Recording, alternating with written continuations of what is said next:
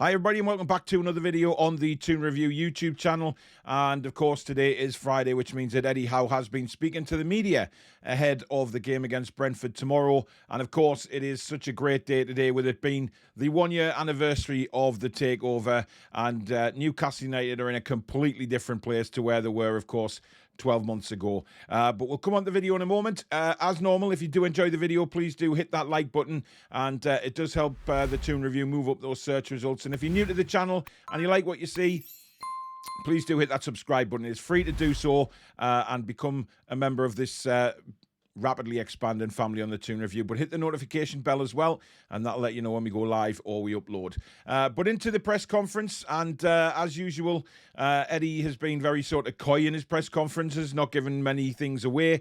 But he was first asked about the takeover itself on the anniversary, and he said the club's come a long way. That positivity is still there. It's a difficult thing to keep, and everyone behind the scenes has done a very good job in putting the building blocks in place for what the club needs for long-term success. Now, we know that they're aiming for long-term success simply because of the message that came out from the chairman yesterday. Wasn't that fantastic? You know, we're not used to that as a fan, but celebrating the anniversary of the takeover, we get a message from the chairman explaining the goals, where we've come from, and to still be patient because there's a long way to go yet. But the fact that he wants to win trophies, both domestically and in Europe, is something that all Newcastle fans should be extremely excited about. And certainly being in Eddie Howe's position, there is no doubt that he will be 100%. Now, he was then asked about St Maximin, of course, who missed the game last week against Fulham. Hasn't played since he injured his hamstring in the 1-1 draw at Wolves.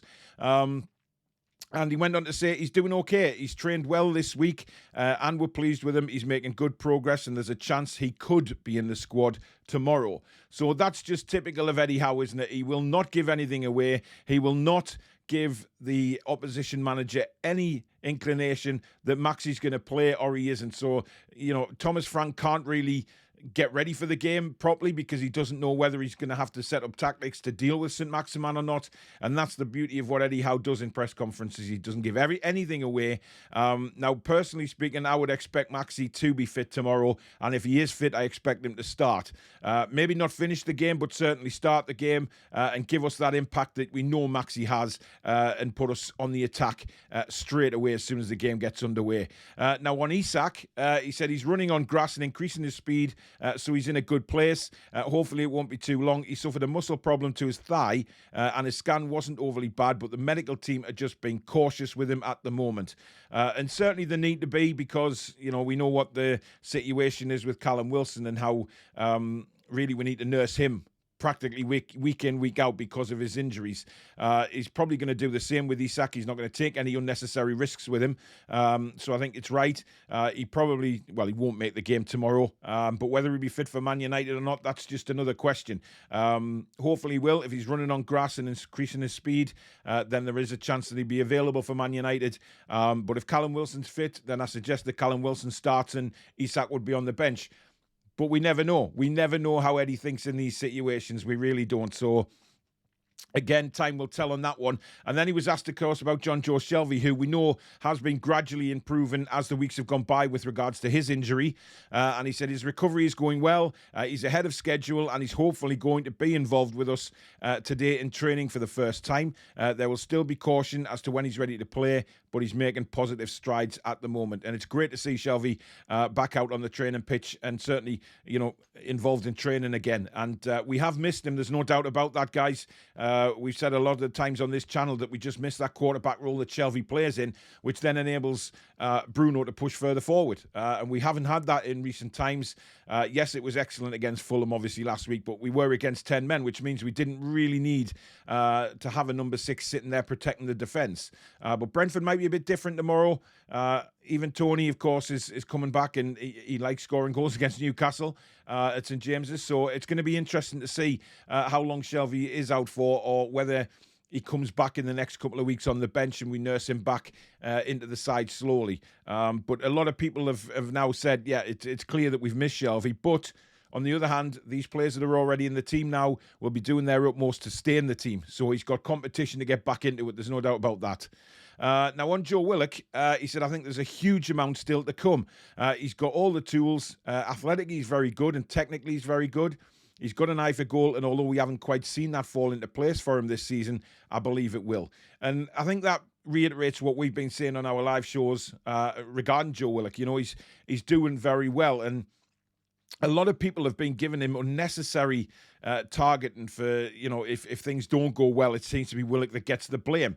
Now, I personally think Willock's played quite well over the last few weeks and done really well for us, and the only thing missing is the goal. And hopefully he can address that tomorrow. It would be nice to see us go out there and get a few goals and really get the fans going to celebrate the anniversary of the takeover with a convincing win. Now, Brentford aren't going to be easy. Absolutely not, because Thomas Frank has got them playing very, very well. But I fully expect us to come out and really have a lot of possession tomorrow, have a lot of attacking, and hopefully get a few goals because of that with the players that we do have available again. So it would be nice to see Joe Willock bag one or two tomorrow, just to complete that overall impressive form of late, you know, to get a couple of goals. Now, on Joe Linton, finally, Eddie was quite open about Joe Linton, said he's trained this week and he's fine for tomorrow. So I fully expect Joe Linton to be back in the starting 11. Of course, he missed the game last week. By all accounts, he had an illness, and there was an illness going through the squad, or a small illness, and he wasn't able to play. So Joe Linton is fit for tomorrow, and I fully expect him to be back in the side.